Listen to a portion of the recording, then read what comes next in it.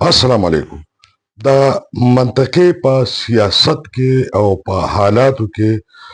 ډېرې لویې تبدیلۍ داسې ښکاري په نظر چې هغه راتلونکي دي.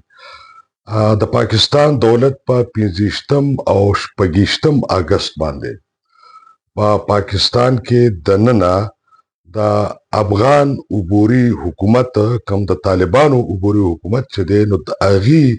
مخالف چې څومره کډوال یا سیاسي ګوندونه یا هغه مخالفین چې هغې ښکارن جارن د طالبانو د امارت اسلامي مخالفت کړی دی او مخالف یې دي د هغې یو سیاسي غونډه رابللې ده چې په پاکستان کې به 2 ورځې جاري وي. د دې په اړه باندې زلمی خلیلزاد چې هغه د سفارت په حواله باندې د افغان سفارت په حواله او د امریکای د مفاداتو په حواله باندې او د امریکای د پالیسو په حواله باندې یو علامت ګڼل کیږي. هغه په ایکس باندې په سابقه ټوئیټر باندې یو ایکس یو ټویټ کړی دی او په هغه کې یې د دې خبره غندنه کړې ده او د ویلي دي چې د پاکستان دا ګام چې دی نو دا ټیک نه ده چې د طالبانو د حکومت خلاف د هغې د مخالفینو دلته کوربه جوړیږي او هغې رابلي. که چېرې دا کار طالبان د پاکستان خلاف وکړي نو بیا به د دې رد عمل شوي. بعض جذباتي خلک یا هغه خلک چې هغه د تجزیه کارۍ یا د سیاست دعوه کوي هغې دې ته په یو بل نظر ګوري او د هغې یو جذباتي بیان دا راځي چې میږي ته خدای په قهر شي نو وزرې ورکړي. د پاکستان مثال دا میږي دی او د وزرې بیا چې دی نو وموندلې او دا الوت چې دی دا به د ده خلاف راځي ځکه چې په پاکستان کې د ولس ترمنځ اتفاق او اتحاد نشته، سیاسي عدم استحکام دی، معیشت خراب دی، دننه د ترخګرۍ حالات جوړ دي، آفتونه قدرتي خو په خپل ځای او هند سره تعلقات چې دي هغه د تاریخ د ټولو نه کشیده ترین تعلقات چې دي هغه ځای ته رسیدلي دي. اگر چې ایران سره د ګومګو یو صورتحال دی نه د ایران دولت دا وایي چې موږ د پاکستان نه خفه یو نه د پاکستان دولت دا خبره کوي چې موږ د ایران په ناخوښه فهرست کې د دوستانو شامل یو خو د ایران او د پاکستان تعلقات هم هغومره خواږه او خوشګوار نه دي. په نړیوال کچ عالمي سیاست کې چې په څومره تیزۍ باندې پاکستان د امریکې خواته لاړه او د چین هغه د کوه همالیې د غر نه لوړه او د سمندر نه جوړه دوستي په خپل ځای باندې یا روس سره چې کوم نوې تعلقات جوړېده په خپل ځای او امریکې ته هغه نزدېکت دا د نړیوالو مفاداتو په خپلو کې یو داسې ټکراو دی چې سړی ورته حیران شي چې په دې کې به د پاکستان دولت چې دی نو دا توازن څنګه قائم ساتي. خو دې ته ځینې سنجیده خلک په نور نظرونو باندې ګوري او هغې د پاکستان دا ګام چې دی قطعا جذباتي یا غیر سنجیده نه ګڼي بلکې د هغې دا خیال دی چې دا ډیر زیات سنجیده کلکولیټډ او په وخت پورته کړی شوی ګام دی. د هغې ځینې وجوهات دي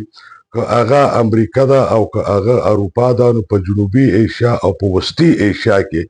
د هغې دلچسپي چې ده نو هغه اوس هغه نه ده پاتې بلکې دا منطقه یو قسم ده هغې شړه پرېښې ده. بل طرف ته د روس انحصار چې دی هر ورځ تر ورځه په مختلف حواله باندې په چین سیوا کیږي او د روس او د چین چې کوم هغه پخوانی کچ او نو په هغه کچ که موږ وګورو نو یو دوه ګوتې د چین اوږه چې ده د روس نه اوچته ده، چین مخکې که ښکاري او روس ورپسې وروستو د هغه په ګام ګام دی ولاړ ښکاري. نو دغه انحصار چې دی نه هغه هم سیوا شوی دی. بل اړخ ته روس چې دی په رسمي طور د طالبانو حکومت چې دی تسلیم کړی دی. د چین د پاکستان د امریکا او د ډیرو ملکونو چې په رسمیت د طالبانو حکومت تسلیم کړی نه دی خو په خارجه تعلقاتو کې په نړیوال چې کوم سفارتکاري ده نو په هغې کې د رسمي طور د نه قبلولو مطلب دا نه وي چې ستا قطع تعلق دی یا ستا مفادات نشته یا په څه کس باندې ستا رابطې چې دي نو هغه نشته. ځینې خلک دا خبره کوي چې د پاکستان دا ګام ډېر د هوښیارتوب ګام دی ځکه چې په دې دوران کې چې امریکا او اروپا چې دی هغه یو قسم له افغانستان شړ پرېښی دی او د چین او د روس چې کوم معاملات اروپا او امریکای سره روان دي نو هغه یو خپل سنگینی ده نو په داسې کې او بیا روس او چین چې د افغانستان ته نږدې کیږي ایران افغانستان ته نږدې کیږي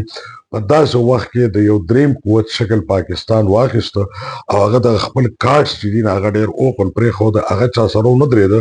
بلکې په افغانستان کې هغه اوس یو ځانګړی حیثیت په خلکو باندې تسلیمول غواړي یعنی د افغانستان په حواله باندې هغه یو قوت په نړۍ تسلیمول چې دی د ځان غواړي په دې وخت کې چونکې د امریکې او د اروپا چې دی نو څه دلچسپي پاتې نه ده نو لہذا دغه شانتې روک ټوک په پاکستان شته نه نو پاکستان کې خپلې اړیکې هغلته مخکې بوځي او د افغانستان باره کې کوم بنیادي تصور او فلسفه وه یا خواهش و د پاکستان د دولت یا د اسټابلیشمنټ یا د ډیپ سټیټ نو دا هغه وخت دی چې هغه دی پوره کولی شي بلکې امریکې ته او اروپا ته دا خبره هم په غوږ کې ښودی شي چې چونکې تاسو دلته یو قسم لا غیر موجود یا ستاسو فعالیت دلته نشته فعال موجودګي هم نشته نو دا خلا که چین او روس او ایران ډکې نو دا خلا چې زه ډکه کړم نو دا آشیرباد هغه د دغلته ناغشتي شي او په دغه بنیاد باندې هغه په افغانستان کې یو خپله منصوبه چې دا هغه په مخ کې بوتلی شي او بوتلل غواړي بل اړخ ته دا اوسنی ملاقات د صدر ډونلډ ټرمپ او د روس د صدر پیوټن چې دی هغه بغیر د نتیجې نه تمام شو دریو غنټو لګبګ ملاقات او په هغې کې هغې سره ډېر امیدونه تړلي شوي او صدر ټرمپ د خپلې میرمنې کورودانې یو خط چې دی نو هغه هم چې دی صدر پیوټن ته وړاندې کړ چې په هغې کې د یوکرین په حواله باندې د هغې یو خواست و د دغه اجلاس نه پس ته یو شریکه ټیکاله وه خو هغه ټیکاله ملتوي شو دا خلک واپس لاړل بیانونه راغلي دي تصویرونه راغلي دي خو مجموعي خبره دا ده چې دغه بې نتیجې ثابت شو بې نتیجې ځکه ثابت شو چې اروپا یورپ یا نیټو چې دی په ډاګه باندې امریکې ته دا خبره وکړه که په دې مذاکراتو کې یوکرین به طور فریق نه وي ناست نو منګه چې دی نو د دې مذاکراتو ملګرتیا نه کوو بل موږ نیټو یورپین یونین او خپل طاقت به نور مضبوطو ځکه چې توسیع پسندانه عزایم د روس چې دی نو هغه زموږ دپاره یو خطر دی مشرقي یورپ کې دغه زموږ یو تاریخ تاریخ دی بل طرف ته امریکا په دې مشکل کې ده چې هغه د نیټو د خرچو نه هم لاس پورته کړی دی هغه یورپ ته وایي چې نور تاسو پوه شئ او ستاسو خپله سیکیورټي پوه شه په یوکرین باندې صدر پیوټن هغه خبره کوي نه نو دغه خبرې بې نتیجې ثابت شي اوس د روس باندې د دباو قایم ساتلو دپاره چې هغه افغانستان په رسمي توګه تسلیم کړی دی یو امکان دا هم دی چې د امریکې په وینا باندې پاکستان چې دی نو دا ګام پورته کړي دا زلمی خلیلزاد د ایکس دا پیغام چې دی نو د افغانستان داخل مختصر میډیا خاص کر یو ټلویزیون نیم چې دی نو په دې باندې خبرې کړې دي د هایلایټ کړې دي د کومه پورې چې ما شخصي تصدیق د مختلف ځایونو کول شو خلیلزاد دغه بیان جاری کړی دی او د په بیان باندې په زرګونو خلکو په ایکس باندې تبصرې هم کړي دي ریټویټس هم شوي دي ډېر لوی بحث هم پرې جوړ شوی دی خو د افغانستان لخوا یا د پاکستان لخوا داسې څه رسمي خبره نه ده راغلې چې دا کوم خبره کېږي نو دا د کوم پورې ټیک ده او د کومه پورې غلطه ده نو این ممکن دا ده چې د دې ټایمینګ داسې جوړیږي چې دا د صدر پیوټن او د صدر ټرمپ مذاکرات چې بې نتیجې تمام شو نو په روس د فشار قایمولو لپاره یو حرکت دی خو بل طرف ته دنیا لکه د سر جنگ د کولډ وار یو ځل بیا چې دی نو د پراکسیز وار طرف ته روان دی او خاص کر د هندوستان او د پاکستان ترمنځ د پاکستان دا ګام که په رښتیا وي او دا اجلاس د مخالفینو رابلل شوي وي نو دا د هندوستان دپاره یو ډېره زیاته غټه موقع ده چې هغه په افغانستان کې خپل خپې مضبوط کړي او د افغانستان د خاورې نه دراندازي او ترخګري چې ده هغه په پاکستان کې د مخکې نه زیاته چې دی نو تیزه کړي، هم په بلوچستان کې هم په پښتونخوا کې. نو زمونږ د مشرق چې کوم سرحد چې دی هندوستان سره چې کوم مشکل دی، زمونږ مغرب سرحد چې کوم محفوظ و هغه کې کوم ته دا شخړه جوړیږي، نو پاکستان ته د هندوستان د طرف نه بیا د افغانستان د طرف نه بیا زموږ چې ایران سره کوم سرحد جنګېدلی دی او بیا چې چین سره موږ کوم علاقه شریکه ده، نو په دې ټولو کې یو مشکلات دي. نو په پاکستان به دا فشار چې دی شي واشي. پاکستان بل یو نظر دا دی چې چونکې طالبان مکمل طور پاکستان ته تسلیمیږي نه یا د پاکستان هرې خبرې ته ټیک نه وي، یا خاص کر پاکستان تحریک طالبان پاکستان یا د هغې شرخوښې هغلته دي، هغې محفوظ ټکانې دي، هغې ته انټیلیجنس، هغې ته وسله او هغې بیا محفوظ دراندازی کوي، نو دا د پاکستان یو جایز خفګان د افغانستان نه دی. بل دا ده چې افغانستان سره د ډیورنډ لاین یا د سرحد یا د مزي دغه تنازع چې دا هغه تاریخي طور موجود ده. مشر امیر ملا عمر چې کله حیات و نو د طالبانو په لومبي دور کې حد دا چې ملا عمر هم چې دی نو په مزي باندې خبرې کولو ته تیار نو. نو زمونږ د مزي یا د سرحد یو مسله افغانستان سره هم چې دا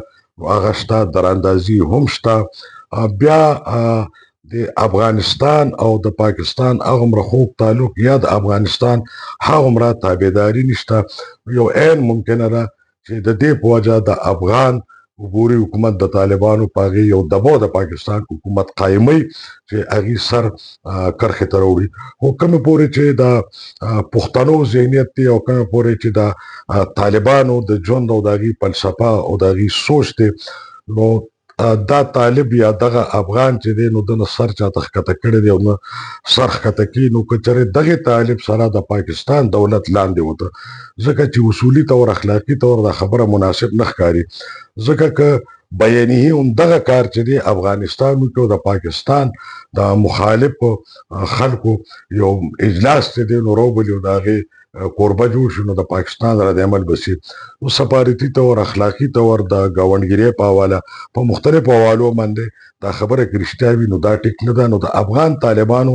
رد عمل به دا نه وي چې هغې د اوښ پل جوړ کړي، بلکې د هغې رد عمل د دې نه شدید کیدی شي. سرتیري هغې سره شته، جدید اسلحه هغې سره شته، په جنګ کې پیدا لوی دي، او بیا د افغانستان ټرین داسې دی او بیا زموږ قبایلي زړې سیمې چې دي چې دا د اوږد ګوریلا وار دپاره جوړ دی. دلته هم د پاکستان دننه حالات دومره ښه نه دي. د هندوستان په مقابل کې چې پاکستان ته کوم کامیابي میلاو شوه چې د هندوستان دعوا یوه ده او د پاکستان دعوا بله ده، خو که موږ د پاکستان دعوا بیخي دغه شانتي ومنو او برید ته وکړو چې دا جنګ پاکستان ګټلی دی، نو دې سره د پاکستان چې کوم سترګې سرې شوي دي او په هر طرف او په هر چا روان دی، نو موږ د دې متحمل چې دی هغه نشو کېدی. بل طرف نه خارجه پالیسي او ګاونډي هیوادونو سره دغه اړیکې او سیاست چې دی نو د هغې واک اختیار هم چې دی نو دلته پارلمان یا سیاسي خلکو سره نشته، که هم هغې دغه قابلیت نه لره د دغې جوګنو.